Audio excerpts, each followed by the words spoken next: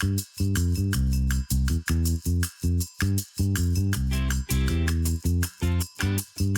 you tried the new Home Chef meal kits yet?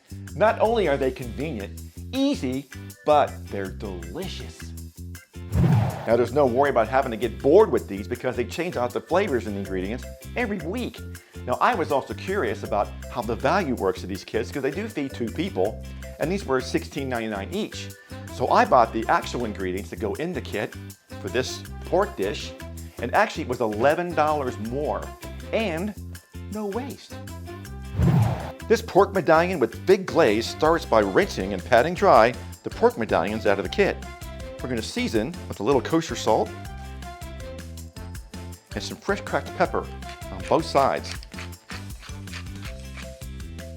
We're going to start by heating our skillet over medium-high heat for at least 1 to 2 minutes. Next, we're going to take our seasoning packet that comes in our kit and lightly season both sides.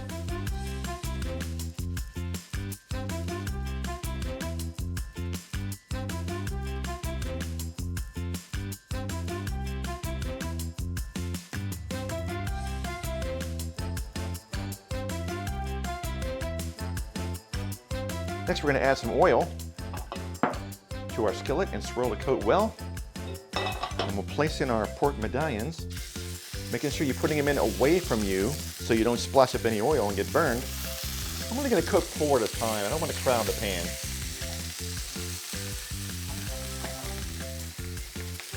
Now remember, don't touch them for the first 1 to 2 minutes to caramelize. That's what gives a great flavor and it won't stick to the pan. Now that our pan's hot, we're going to be cooking these on medium-low heat. Now while the pork is sauteing, let's go ahead and trim our asparagus. And how do you know where to trim the asparagus? Where it breaks. All right, let's give them a turn. Oh, they're looking good.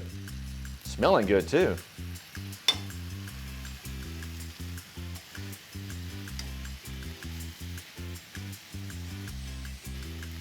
Well, now they're 145 degrees internal temperature, so they're ready to come out. And we'll put them on a plate and we'll set them aside to rest. Now in that same skillet, over a medium-low heat, we're going to add a few more drops of oil in our asparagus and give them a quick saute for only about 2 minutes. They're going to cook pretty quick.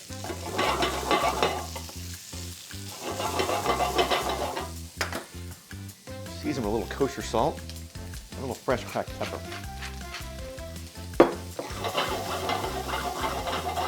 That residual burn in the bottom of the pan is going to add some great flavor to this asparagus.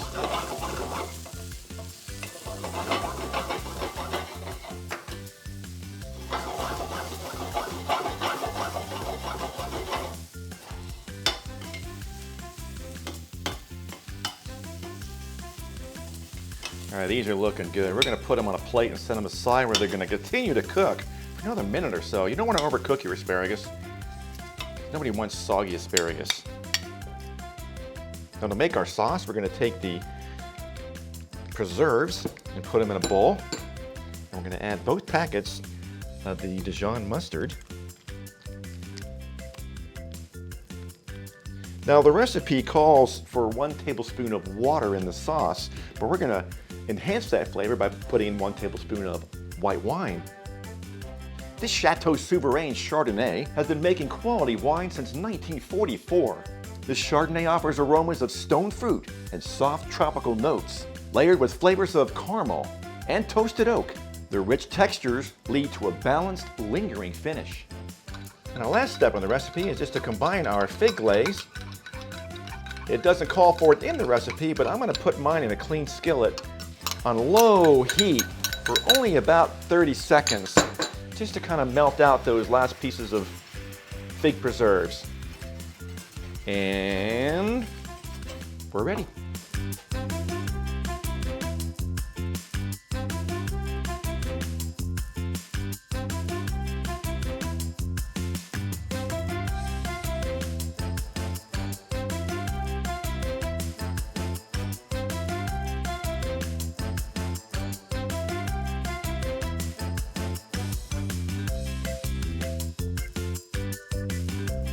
Now our crispy onions are going to go on the asparagus.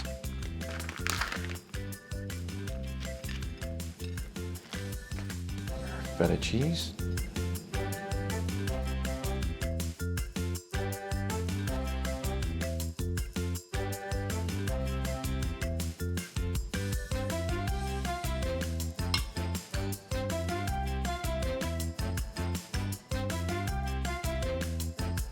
Another great wine for this dish is this Gnarly Head 1924 limited edition red wine blend. This wine delivers robust, dark, rich fruit flavors, alluring spice notes, and a deep, full-bodied palate, in the style reminiscent of the Prohibition era. Well, what if you're a beer fan? I've got two great selections for this delicious home chef meal.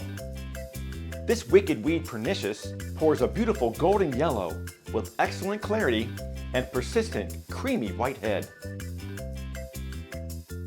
Notes of grapefruit, pineapple, and muscadines dominate the strong hoppy aroma. The flavors are assertive with citrus and tropical fruit. Another great beer for this dish is the Elysian Hazy IPA.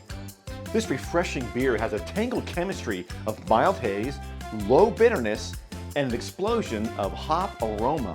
Burst of bright raspberry, currant, citrus, guava, and passion fruit with a slight floral note. Enjoy!